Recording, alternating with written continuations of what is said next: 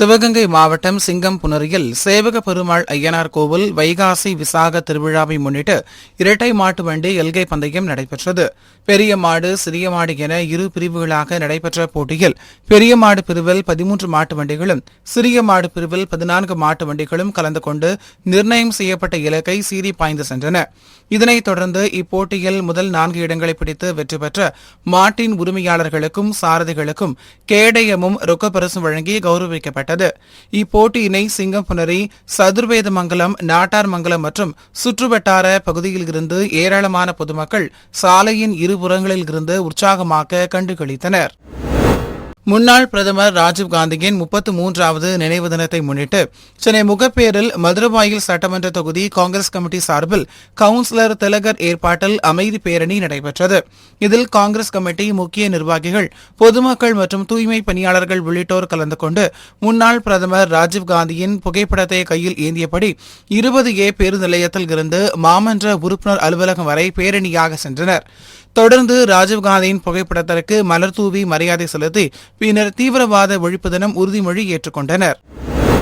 மலைகளின் இளவரசி என்று அழைக்கப்படும் திண்டுக்கல் மாவட்டம் கொடைக்கானலில் 61வது மலர் கண்காட்சி முதல் முறையாக 10 நாட்கள் நடைபெற்று வருகிறது. குழந்தைகளை ஈர்க்க பல வகையான பொருட்கள் கண்காட்சியில் இடம்பெற்றிருப்பதும் 360 டிகிரி ரீல்ஸ் எடுப்பதற்காக மலர் தொட்டி அமைக்கப்பட்டிருப்பதும் குழந்தைகளை வெகுவாக கவர்ந்து வருகிறது. மேலும் சுற்றுலாத்துறை சார்பாக நடைபெற்று வரக்கூடிய கலை நிகழ்ச்சிகள், வீர விளையாட்டுகளும் கொடைக்கானலுக்கு வரக்கூடிய சுற்றுலா பயணிகளுக்கு விருந்தாக அமைந்துள்ளது.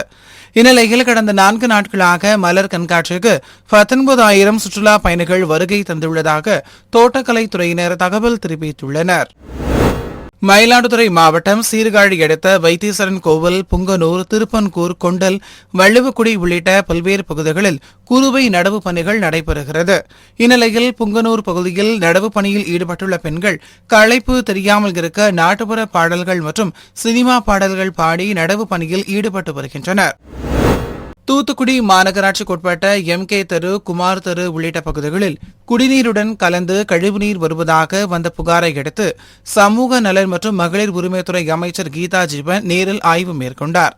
அப்போது அவரிடம் அப்பகுதி பொதுமக்கள் தங்கள் பகுதியில் குடிநீர் சீராக வரவில்லை என்றும் குடிநீர் வரும்பொழுது அதில் கழிவுநீரும் கலந்து வருவதாக குற்றம் சாட்டினர். மேலும் மழை காலத்திற்கு முன்பு கழிவுநீர் வடிகால்கள் தூர் செய்ய வேண்டும் என்று கோரிக்கை விடுத்தனர். தொடர்ந்து அப்பகுதியில் வடிகால்களை தூர்வாரி சுத்தம் செய்ய மாநகராட்சி அதிகாரிகளுக்கு அமைச்சர் கீதா ஜீவன் உத்தரவிட்டார். பின்னர் அப்பகுதி பொதுமக்களை நேரில் சந்தித்து குறைகளை கேட்டறிந்தார். சேலம் மாவட்டம் ஏற்காட்டில் நாளை 47வது கோடை விழா மற்றும் மலர் கண்காட்சி நடைபெறவுள்ளது. இந்த மலர் கண்காட்சியை காண்பதற்காக தமிழகம் மட்டுமின்றி பல்வேறு மாநிலங்களைச் சேர்ந்த ஆயிரக்கணக்கான சுற்றுலா பயணிகள் வருகை புரிவார்கள். அவ்வாறு வரும் சுற்றுலா பயணிகள் தங்களுக்கான அனுமதிக்கப்பட்ட இடத்தில் வாகனங்களை நிறுத்த வேண்டும். அதிவேகத்தில் வாகனங்களை இயக்கக்கூடாது. மது போதையில் வாகனங்களை இயக்கக்கூடாது என்று ஒலிபெருக்கி மூலம் காவல்துறையினர் மற்றும் போக்குவரத்து காவலர்கள் இணைந்து ஏற்காடு, அண்ணா பூங்கா மற்றும் படகு இல்லம் பகுதிகளில் விழிப்புணர்வை ஏற்படுத்தி வருகின்றனர். விழுப்புரம் அருகே உள்ள அனுச்சம்பாளையம் இருளர் காலனி குடியிருப்பில் சகுந்தலா என்ற மூதாட்டி தனியாக வசித்து வந்தார். இந்நிலையில் இவரது மகன் முருகன் தனது தாயை பார்க்க வந்தபோது மூதாட்டி சகுந்தலா முகம் மற்றும் கழுத்து பகுதியில் வெட்டப்பட்டு இரத்த வெள்ளத்தில் இறந்து கிடப்பதைக் கண்டு அதிர்ச்சியடைந்தார்.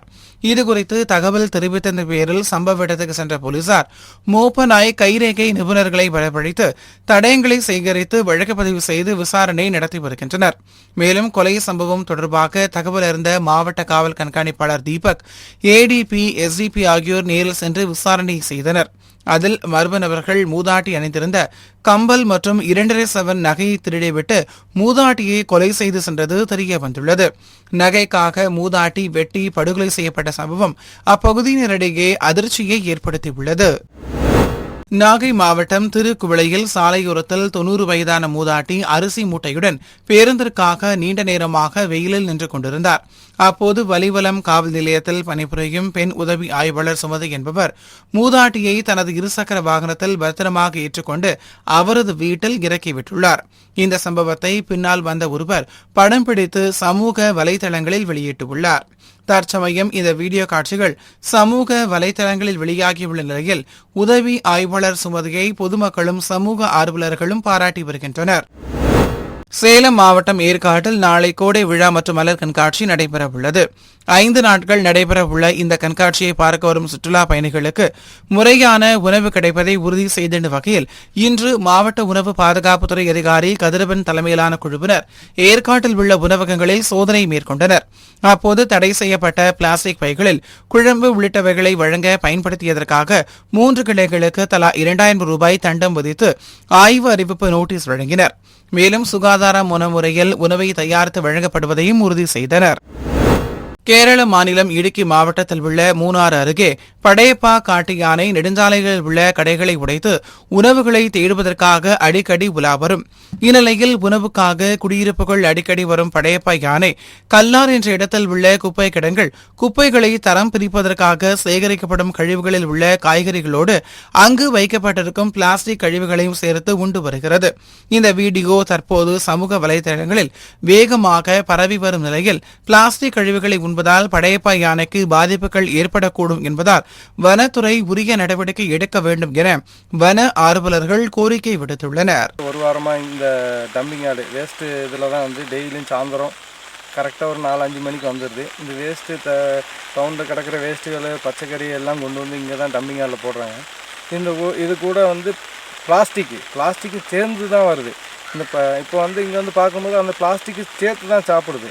அது சாப்பிட்றதுனால அந்த படையப்பாவுக்கு பல நோய்கள் வரக்குள்ள வாய்ப்புகள் இருக்குது.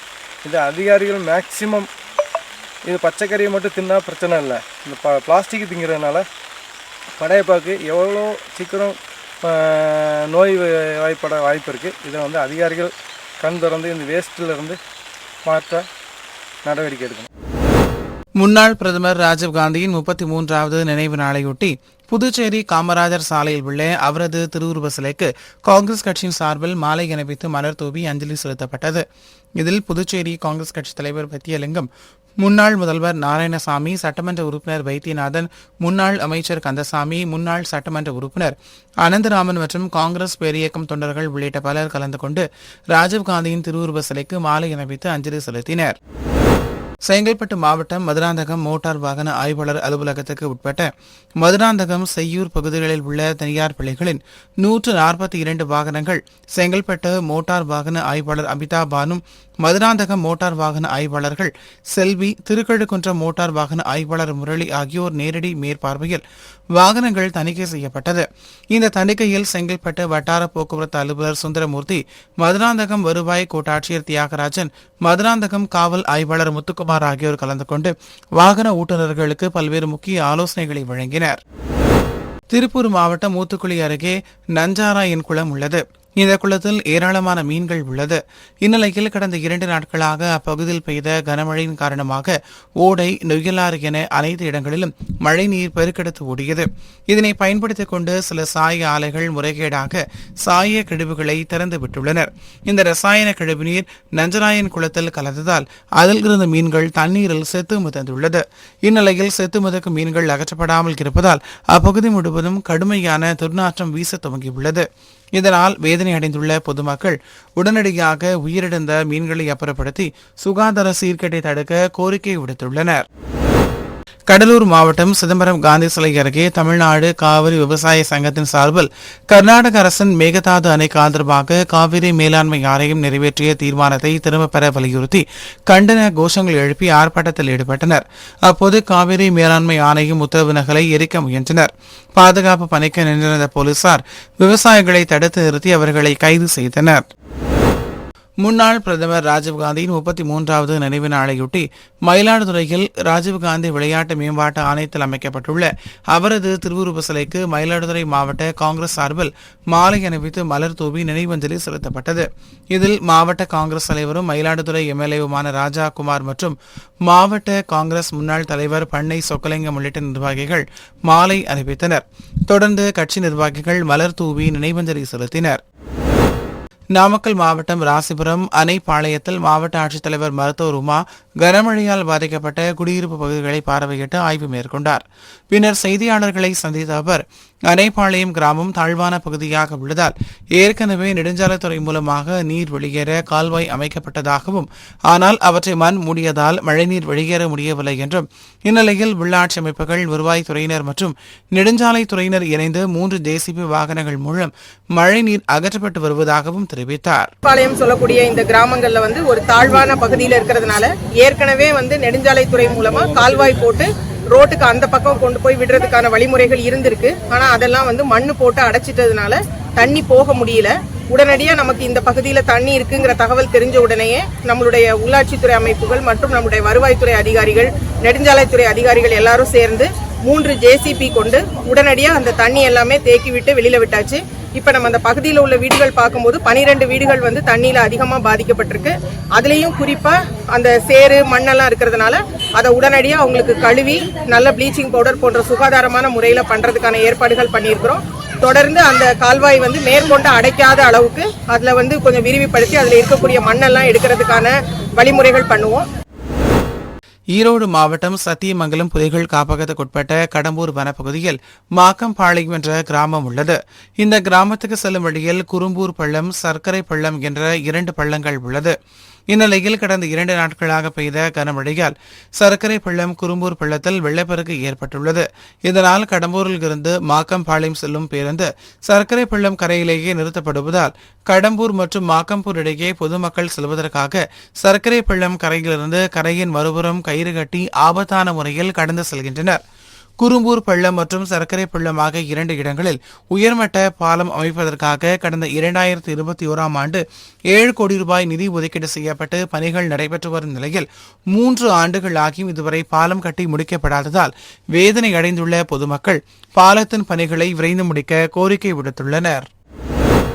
திருவள்ளூர் மாவட்டம் அம்பத்தூர் மார்க்கெட் அருகில் குட்கா விற்பனை செய்யும் தரகர்களை நடமாட்டம் இருப்பதாக அம்பத்தூர் போலீசாருக்கு ரகசிய தகவல் கிடைத்தது.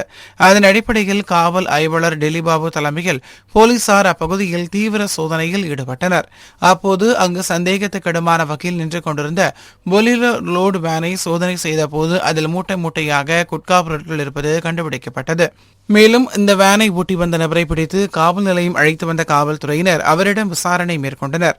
அவர் கொடுங்கூர் முத்தமிழ் நகர் பகுதியை சேர்ந்த ஜோசப் என்பதும், இவர் பெங்களூரில் இருந்து கிலோ கணக்கில் குட்காவை வாங்கி வந்து அம்பத்தூர் மற்றும் சுற்றுவட்டார பகுதிகளில் விற்பனை செய்து வந்ததும் தெரியவந்தது.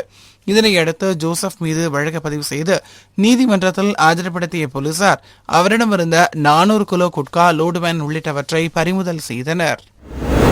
33வது நினைவு நாளையொட்டி திருவாரூர் நகர காங்கிரஸ் கமிட்டி சார்பில் திருவாரூர் கீழவதியில் அலங்கரிக்கப்பட்ட அவரது திருவுருவ படத்திற்கு மாலை அணிவித்து மலர் தூவி புகழஞ்சலி செலுத்தப்பட்டது. திருவாரூர் நகர காங்கிரஸ் கமிட்டி தலைவர் VKS அருள் தலைமையில் நடைபெற்ற இந்த நிகழ்வில் பொதுச் செயலாளர் அன்பு வீரமணி, மாவட்ட செயலாளர் சிட்டு பாஸ்கர் ஆகியோர் கலந்து கொண்டு பயங்கரவாத எதிர்ப்பு நாள் உறுதிமொழி ஏற்றுக்கொண்டனர்.